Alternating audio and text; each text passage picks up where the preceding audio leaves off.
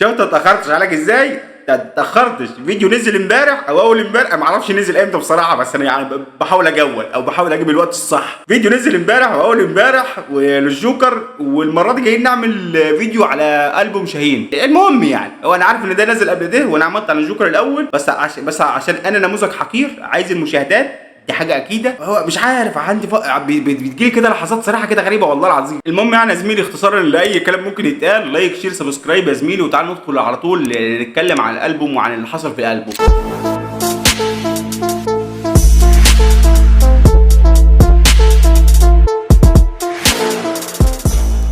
مش محتاج اقول لك قبل ما نبدا ان ده وجهه نظر، يعني عادي تختلف معايا، تراك عجبني تراك ما عجبكش براحتك، عيش بالراحه كده بس ايه ونبدا في الفيديو عشان بس ايه ما تاكلش دماغي تقول لي لا انت ما انتش عارف تقعد تصيح لي تحت في الكومنتات. لا انا بحب اي حد يقول لي تحت في الكومنتات كلمه حلوه، والله انا بحب اي حد يقول لي تحت، قول لي تحت في الكومنتات قول لي بحبك حسن. المفروض الجمله دي كان المفروض يعني الكلام ده كله كان يتقال في الاول، بس انا اسف يعني احنا دخلنا في الفيديو. ونبدا يا زميلي باول تراك معانا في اللانش بوكس بتاع شاهين اللي جابه لنا واسمه خريطه. اخدنا حاجه ولا خدناه بعد كل اللي عملناه؟ تقدر تقول في مأساة ولا ما عادش في منه بساخ؟ تراك وانت بتسمعه تتخيل نفسك انك في الساحل، ده في حاله انك ما رحتوش زيي. يعني الحاجات دي انا بشوفها صور، ما اكذبش عليك انا ما رحتش الحاجات دي خالص، ولكن بصراحه تشم فيه اجواء ساحليه كده وانبساط. ومن اكتر البارات اللي عجبتني عامه في التراك ده كان هو الكورس. لسه الحزن معايا ما ماتش، نازل بلعب اخر ماتش، قلبي نضيف ما بيفرقش، كل الخوازيق ما تحوش. وبصراحه مش الكورس بس اللي حلو، التراك كله حلو، لكن الكورس خفيف قوي ويركب معاك وكاتش جدا وتحفظه من اول مره تسمع فيها التراك. ده غير بصراحه انا حاسس التراك ده تراك بتاع افراح قوي، بتاع قاعات كده وبتاع رقص كده والحاجات دي، مع انه بيقول في الكورس طريق غير طريقه، فاللي يخلي افراح تشغل زقه زقه فاكيد تخليها تشغل تراك زي كده عادي يعني. فبكل اسف هقول لك مش عارف هجيبها لك ازاي، والله مش عارف اجيبها لك ازاي، بس يعني التراك ده ما عجبنيش ويعني والسبب انا يعني السبب هيجي بعد كده. نروح بقى يا زميلي لتاني تراك معانا في اللانش بوكس الصغير اللي بعته لنا شاهين واسمه كوما. كل الناس مجاريح، اشكي مين انا كله بيصيح، واقع أليم واقع قبيح. التراك ده اول ما اشتغل انا كنت حاسس ان لسه بفتح لعبه جنرال او بتفرج على فيلم اكشن لتوم كروز. ده غير ان الكورس بتاعه جامد فشخ، جامد جدا، جامد اوف لدرجه ان انا مش حاسس ان اللي عمل الكورس ده، والله العظيم بكل امانه انا مش حاسس ان شاهين او بشري انسان عمل الكورس ده. انا يعني لما جيت اسمع الكورس معمول باحترافيه، يعني يا جدعان الكورس معمول باحترافيه من شاهين ومن مهندس الصوت، لدرجه انك تسمع الصوت ده وتقول اي يعني ده مش صوت بشري، يعني ده مش صوت عادي، من كتر ما انت شايف الكورس متكامل. ما بنجيش بكتالوج على الشونة. الهندسه الصوتيه حرفيا في التراك ده مرعبه لدرجه جامده فشخ جامده فشخ. وطالما بتكلم على الميكسينج والماسترينج والحاجات الحلوه دي، فاكيد لازم اذكر نادر سليمان اللي ايوه وجز ممثل عليه في تراك مش فير، اللي هو اخويا ماسترهم نادر سليمان. واكيد طبعا البروديوسر اتنين مشاركين فيه، فبصراحه انت هتسمع حاجه جامده قوي. يعني طالما نادر سليمان بيميكس وبيماستر، وطالما راشد، وطالما الفايف على البيت، فانت هتسمع تراك من التراكات اللي وانت قاعد تقول اوف ايه ده يخرب بيت كده، يخرب بيت عقلك يا مان. انا مش عارف رايك والله، انا اقسم بالله انا اتجننت والله يا جدعان، انا من كتر قاعد الواحد في سلوك بتلمس جوه. ففي النهايه يا زميلي احب اقول لك ان التراك ده عجبني قوي، عجبني جدا بصراحه، ومن التراكات الثقيله اللي نزلت في الالبوم بتاع شاهين. تعالى بقى يا زميلي نروح للتالت تراك معانا في اللانش بوكس بتاع شاهين واسمه هيرو.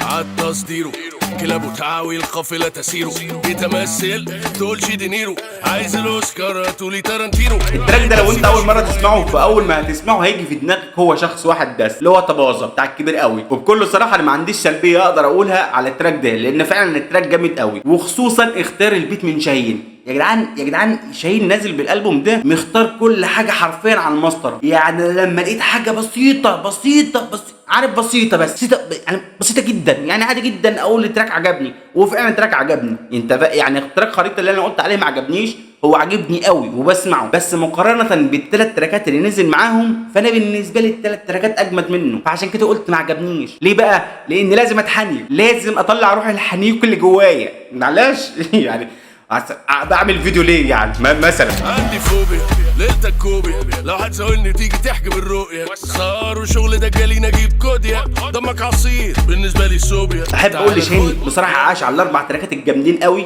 اللي احنا خلاص داخلين في الرابع اهو. ولكن قبل ما نختم في التالت، احب اقول لك ان التراك عجبني جدا، عجبني وانا كنت باكل وبسمعه ومتمزج بصراحه، يعني ما اكدبش عليك، انا كنت قاعد باكل وانا بسمع التراك وعامل دماغ شهير.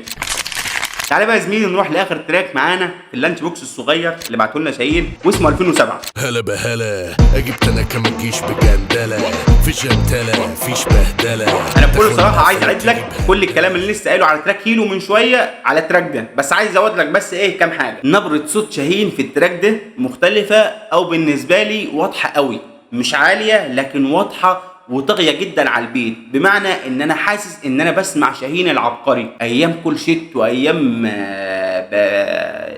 حديث مع الانا، يعني التراكات دي، فانا حاسس ان انا بسمع شاهين العبقري مش شاهين دلوقتي. ده غير ان البيت مودي التراك كده في حته ادمان، في حته كده اللي هو ريبيت، يعني التراك ده مش هيوقف، التراك ده هيخلص هيفضل يتعاد، يخلص يتعاد، هو كده، ده اجباري، ده مش اختياري بالنسبه لك، ده شاهين يالا، ده نسر السين يالا فوق يالا. فاذا كان شاهين او اذا كان البيت اللي هو اللي عامله المفروض مو، او انا يعني الاسم ده انا صادفت بيه اول مره في قناه بيج هاس، بيعمل فيتشرز بين الناس في مناطق كتير قوي، عامل في السودان، عامل في مصر، عامل في الكويت، عامل في قطر، عامل في السعوديه، يعني عامل في مناطق كتير قوي.